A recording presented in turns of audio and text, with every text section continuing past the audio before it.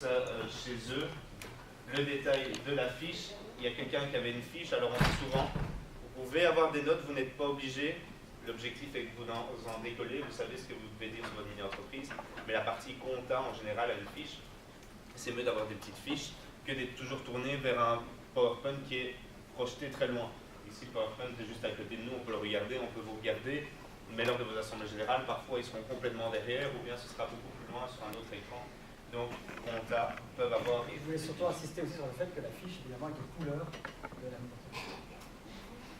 Enfin, encore une dernière photo. Ici, voilà, c'était Watercart. Ils avaient aussi, il me semble, des fiches où c'était leur carte en main, ils faisaient des cartes waterproof. Et ils étaient en rouge et blanc. Vous voyez qu'ils ont une cohérence entre eux. Stats. Alors, les stats.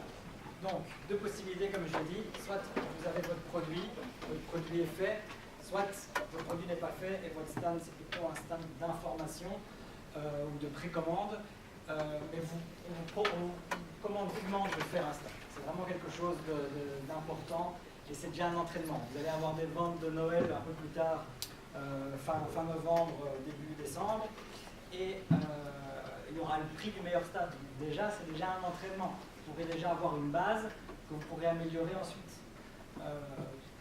Voilà, si vous êtes pris par le temps, vous n'avez pas beaucoup les moyens, vous pouvez très bien utiliser les tables qui seront mises à votre disposition sur place lors de l'Assemblée Générale pour construire quelque chose autour. Mais le must, évidemment, c'est de carrément venir avec ses planches, ses trucs, et créer son propre stand et ne pas utiliser de table ou quoi que ce soit.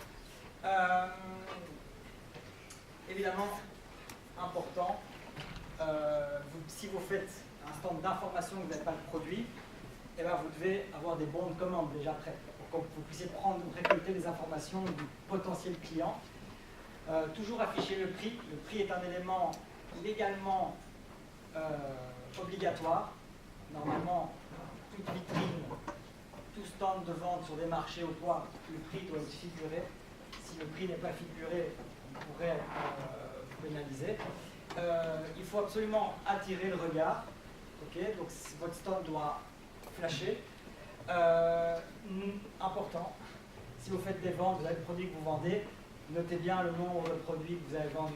Tenez un petit cahier où vous notez chaque produit vendu. N'essayez pas de vous dire ouais c'est bon, avec la caisse, je vais essayer de retrouver mes petits.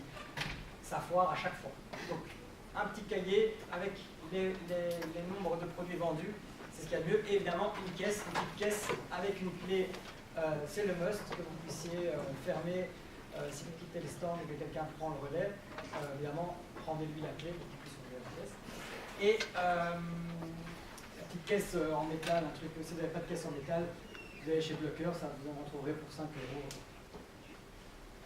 Vous voyez, on est toujours dans la partie avant l'Assemblée Générale.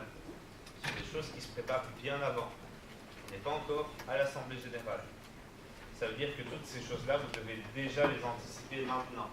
Pareil pour les répétitions. Alors, lors des répétitions, ce qu'on vous conseille, c'est forcément de vous chronométrer. Si vous arrivez à 15 minutes, il y a un petit souci, vous serez limité à 10 le jour même. Puis également, vous filmez. Comme ça, vous pouvez vous observer, voir comment vous étiez, si vous avez des tics nerveux. Vous commencez à chicoter dans les cheveux, à chicoter, à je ne sais pas, d'autres tics que vous pourriez avoir, on en parlera un peu après. Vous questionnez entre vous, des questions qui sont évidentes. Quelles sont les conditions de fabrication? Pourquoi avoir choisi ces couleurs-là dans la mini-entreprise? Pourquoi ce logo-là? Donc les questions, les plus banales. Basez-vous sur l'analyse SWOT, comme on l'a dit au début, pour poser des questions.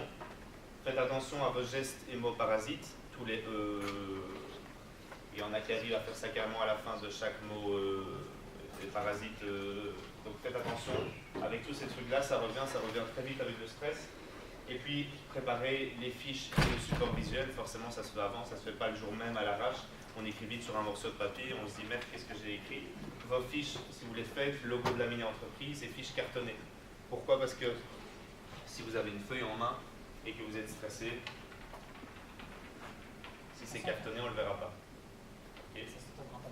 Et ça ne s'entendra pas. Alors, à l'Assemblée Générale.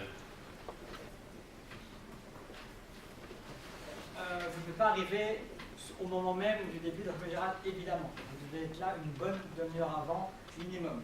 pour préparer le stand, comme on l'a dit, mais pour aussi, comme on l'a dit, tester, voir peut-être l'espace que vous avez, si vous êtes beaucoup dans un mini, vous ne savez pas comment vous positionnez, ben vous pourrez un peu checker ça avant et tester évidemment le support visuel, les possibles vidéos et autres que vous avez. Si vous avez besoin, élément important qu'on ne dit pas, mais si vous avez besoin d'Internet, pour je ne sais quelle raison, parce que vous faites Internet, vous voulez vous montrer ou quoi, c'est possible qu'il n'y ait pas Internet.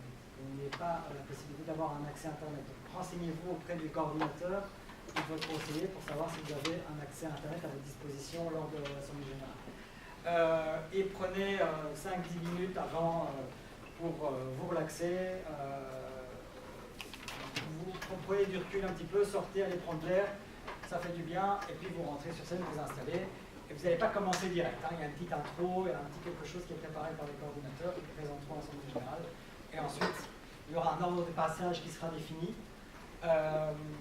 Et alors là, à ce moment-là, les lignes vont s'enchaîner pour 10 minutes et 10 minutes de questions chacun. Alors il fut un temps où il y avait un séminaire juste sur la gestion du stress, sur savoir faire de la présentation, etc. On a repris quelques passages qui sont essentiels, ça va vous aider. Alors vous n'êtes peut-être pas ici dans la salle les plus grands stressés. Quand vous parlerez devant 250-300 personnes, si c'est la première fois, vous risquez d'avoir une petite pression, mais il y en a dans votre mini-entreprise qui le seront certainement plus stressés que vous. Donc c'est toujours intéressant d'avoir ça en tête. Parce qu'il y en a qui savent un peu me dire les raisons qui font qu'on est stressé le jour même. Peur du jugement. Peur du jugement, Pas préparé. les gens, pas préparés. Si ça ne plaît pas, si notre produit ne plaît pas. Ouais, c'est la peur des gens, la peur du regard, C'est pareil. la peur de rater. Envie d'être parfait. Ouais, la peur de rater, l'envie d'être parfait. Des raisons externes, perturbées par autre chose. Alors, il y a un peu ce que vous avez dit, donc forcément d'abord le manque de confiance en soi. Si vous n'avez pas assez confiance en vous, ben, il faut surtout bosser, travailler afin d'être prêt le jour même. Le manque de sommeil, soyez en forme le jour même, c'est comme pour toute présentation. Le jour où vous aurez des examens oraux, peut-être un peu plus stressants dans le supérieur, c'est important d'être bien reposé. La surcharge émotionnelle, donc justement la peur, la pression, la peur d'échouer, on l'a dit, les problèmes de concentration.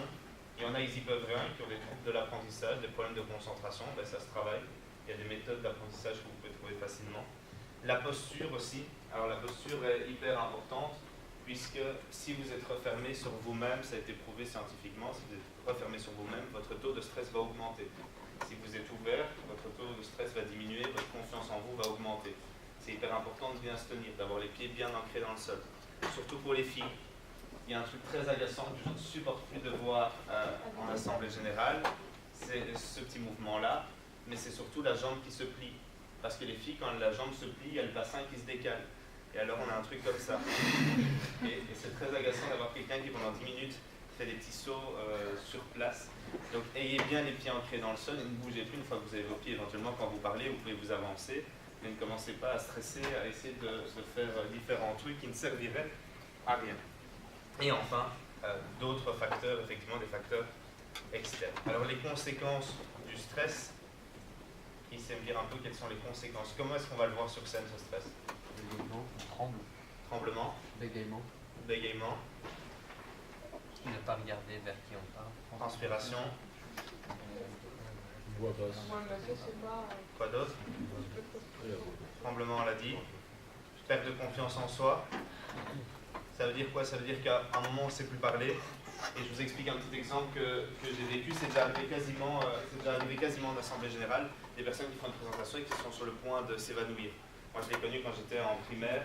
Quelqu'un qui était plus stressé que les autres, plus stressé que la normale, une présentation, et bam, évanouissement. Ça peut se produire en assemblée générale.